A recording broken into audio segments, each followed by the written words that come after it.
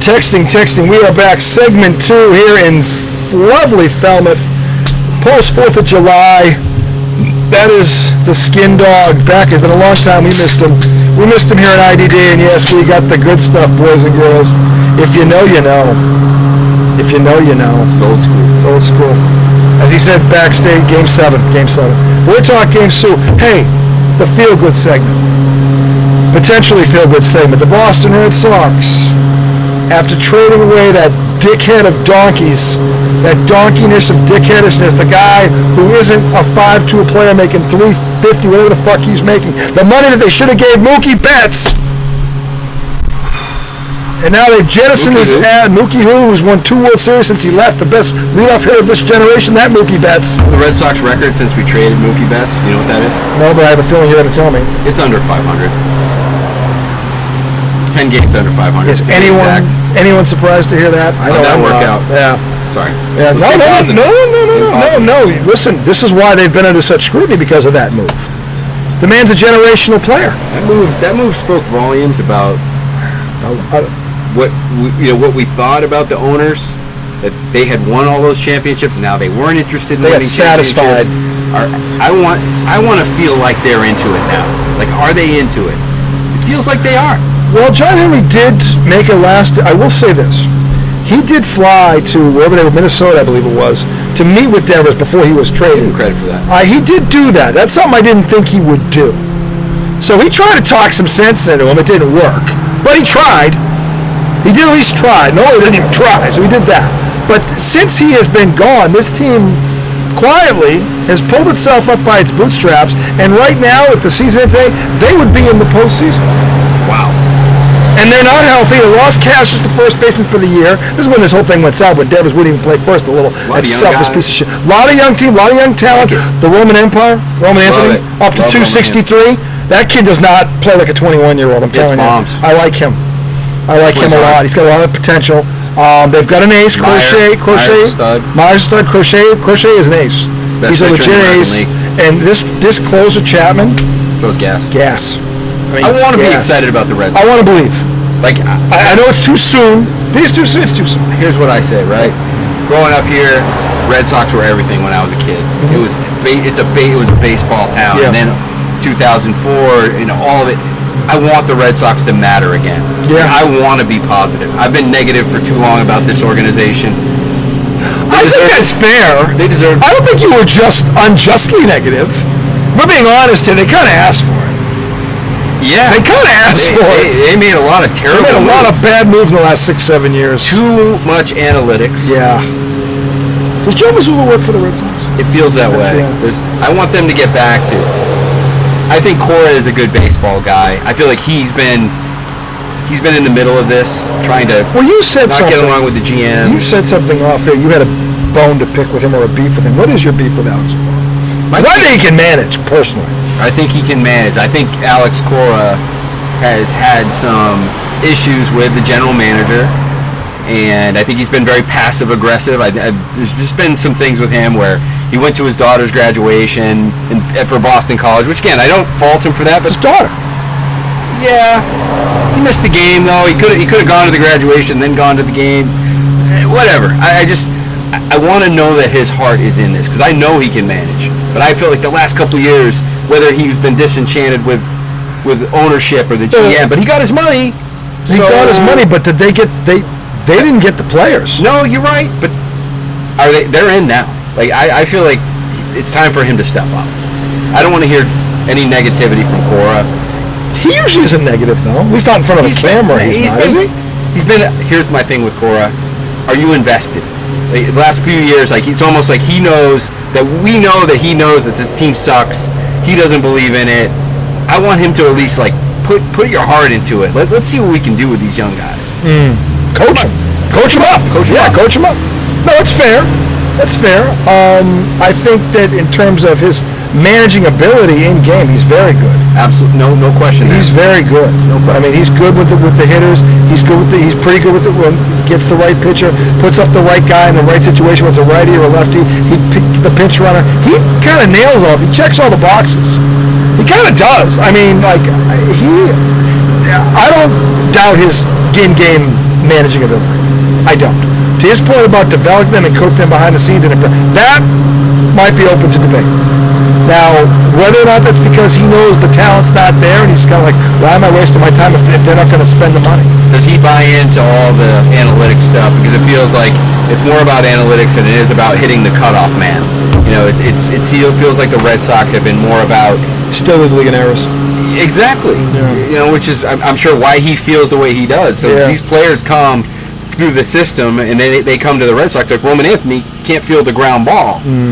You know, so I'm sure he's like, man, like what the hell am I going to do it? So I'm excited about the Red Sox. I don't want to get too excited because we've seen this in the last few years where they get hot right before the All-Star break and then they tank. They tail off. But I'm not giving up on them. I'm invested. I'm in this year. I'm jumping in. I'm in. I like the group they have. I'm glad they got rid of Devers. Look, I really wanted to believe in Rafael Devers. I wanted to believe in his talent. I looked at him like this. He could be David Ortiz 2.0. Absolutely. I thought he could have been that. But the more stories I hear out of that locker room, toxic. He is no David Ortiz. David Ortiz was a leader. David Ortiz had balls. David Ortiz is like huevos. He was like Larry Bird. Like, give me the bat and get the fuck out of the way. He was that dude. But he also brought people together. He got Manny in line. How many people could get Manny Ramirez to stay in line? He's the one guy.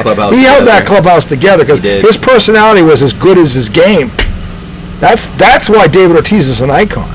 He's like Tom Brady. His personality was as good as his game. And just Rafael Devers is not that dude. No. And he's proving it in San Francisco right now. And I'm glad he's gone. And I don't want to hear, Felger and Matt, I was going to leave you alone tonight, but I really can't. Because honestly, I don't give a fuck what they got back. This was the classic addition by subtraction because San Fran was willing to take that entire salary. The Red Sox don't owe him a fucking penny. He is gone. He is gone. And Maz did say something, he alluded to it. Let's see what they do in the next year with this money. Right. Let's see what happens. Because I don't care if they didn't get anything back. San Fran might have been the one team that they talked to that was going to take the whole thing. And I'd rather get rid of the whole thing than just for a better player that might. No, you take that money and you go find 2 franchise players. I agree, and I think getting him out of that clubhouse was a huge lift for those players, especially those younger players. Did you hear? They talked to 5 or 6 players. Mm-hmm. Not everyone. People said it was a locker room divided. That's not the tone or the vibe I got when they talked to the 5 or 6 guys. They were glad he was gone. I didn't see one tear. No. I didn't see one. No. I didn't hear anyone taking up for Rafi. No. And they went to 5 or 6 different guys. That was not the tone I got. No. So when someone says locker room divided, I'm like, what, are you talking 26-1? When your best player is in spring training is talking so negatively about the franchise and then calling out the GM. I don't care if the GM's wrong or right. That's toxic. Well, first of all, the GM wasn't wrong because they got an all-star third baseman because he sucks at third base. He's terrible. They had the worst infield in baseball last year, and he was a big reason why. The GM did the right thing. He went and got an all-star third baseman without having to move Devers. Like, now he can focus. What does Devers do well? Hit. Be the DH. Yeah, that's what he is. Some guy named David Ortiz had a Hall of Fame career doing that. Why can't you do that? He is a DH. He's a DH. He is. He can't play third. He can't play first. He can't play the outfield. He's fat and he's slow. But he can rake. That's what he is. And they were paying him $300 million to do it. He's not worth $330. Don't tell me he's worth Mookie Betts' money when he's not a 5-tool player. He's not. He's not. But they gave it to him anyway. They gave it to him anyway. Gave him a bat. They gave it to him anyway. And then let's be clear. The only reason they came to him about first base because they lost their first baseman for the year.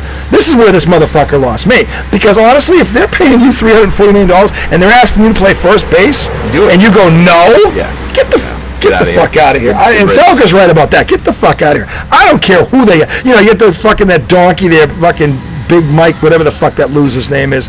That idiot. Oh, what did they get back? $350 million. Yeah, that's what they got back. That's a win. That's a win. They can get 2 players. What they got back. They can get 2 players. Money. 2 starters for that money. That can play and hit for that money. That's what they got back. They just gotta go find the right guys now. I want the Red Sox to matter again. More than anything. Baseball needs to come back in this town.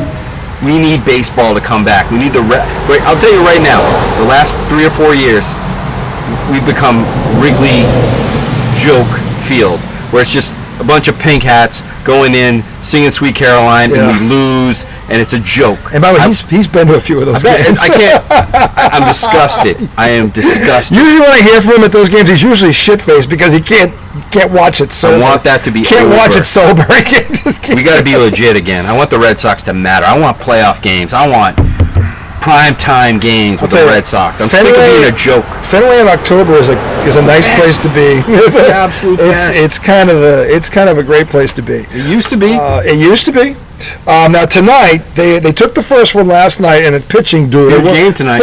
Four hits and they got the win. They were down 3-1. They came back. Huge win. Bregman is, I think, going to be in the lineup tonight. And Hunter Dobbins, who has been out and hurt and all this other shit, but he is on the mound. He's 4-1. Struck out 8 last week up in Portland. Going against, I think, their ace. This dude. Now he's 7-5. They don't tend to hit for this guy either. But Tampa's a legit team. They are. You win 2 in a row against Tampa. That's legit. That's not Colorado. No. We win this series. We win 3 out of 4 against these guys. Yeah, I think 3 out of 4 can happen. I don't think 4 out of 4 will, but 3 out of 4 is possible. I think it's possible. It would lift. I mean, there's a lot of negativity right now about the Red Sox in this town. Yep. A lot of skepticism. Yep. And I want this team to prove everybody wrong more than anything, because I was one of those people. I want them to win in spite of all the negativity. I want them to. All these young guys, they got a I don't give a bleep attitude. I love it. Yeah. I want to see them rake. I want to see them get wins. They gave up right now as we speak. They're in the ball first. They gave up a run. They're down 1-0. The Rays got 2 hits. 1-0. They got out of the inning. The Red Sox are now up. Durant is at the plate. So 1-0 is not a big deal, but Tampa is a good team. Yeah, this isn't going to be easy. I mean, right now, if the season ends today, all 3 wild cards are coming out of the AL East. That's how good the damn division is. The division's loaded again, and Baltimore has won 8 out of 10, and they're in last place. They're at 44 wins, and they're in last place. Here's what I like about the Red Sox this year. We have an ace. Yep. We haven't had an ace in a number of years. This kid is an absolute ace. He's an ace. He's a guy, you give him the ball, Yep. he's going to get you He's going to get you 8 to 10 strikeouts, and he's going to go 6 to 7 innings easily. and hopefully you score more than 2 runs for him. Yeah, his run support is among the worst. Pretty weak. He leads the baseball in strikeouts. At least he did coming into this week. 151, and his ERA is 2.3. 2.23. He's nasty. He's got Cy Young caliber stuff. He does. He's lefty. And he's 25.